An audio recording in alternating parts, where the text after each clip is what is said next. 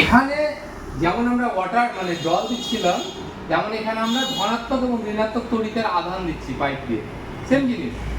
এখানে যদি আমরা ইনপুট করি ওই ট্যাঙ্কি থেকে ধরো, তাহলে এখানে আমরা ভোল্ট পাবো, ধরে নাও যে 100 ভোল্ট।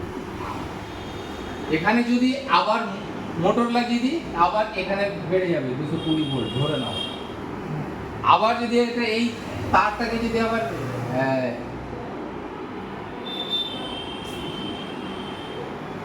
এনটিপিসিতে লাগিয়ে দিই, তাহলে একদম 33 লাখ বা 33,000 ভোল্টের তার জায়গায় একই জিনিস।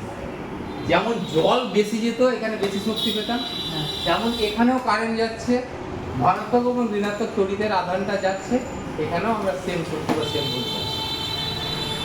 কারেন্ট হচ্ছে এটুকুই, আর কিছু না। এবার একটা হবে কি, আমরা বলি লাইনটা সিরিজ আছে, ওই তার আছে, ওই সমস্ত কিছু আছে। ওখানে কি হয়েছে বলতো, যেখান থেকে কারেন্টটা ঢুকছে না, এই ধনাত্মক এবং ঋণাত্মক তড়িতের আধানটা ওর ফ্লোটা কম, তার দিয়ে কম ঢোকাতে পারছে ওই জলের। এখানে যেমন ট্যাঙ্ক দিয়ে ঢোকাচ্ছে, ধরো ট্যাঙ্কে যদি জল কম থাকে, তাহলে এখানে কম আসবে, সেম জিনিস। যেখান থেকে ধনাত্মক এবং ঋণাত্মক তড়িৎটা যাচ্ছে, ওইখানে স্টক কমে গেছে, বা স্টক কমে গেছে, বা কোথাও শর্ট সার্কিট হয়ে গেছে, বা কিছু একটা হয়েছে। আমরা এটা সেন্টিং রিসার্চে ভোল্ট মানে লোড বেশি পড়ে যাওয়ার কারণে। এবার বলি লোড বেশি, আমি বলছি ওটা সাইডে রাখলাম একটু।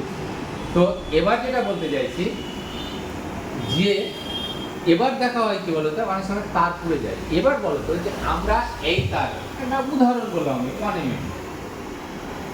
mm মানে জানো তো? সাথে সাথে পড়ে যাবে। কেন?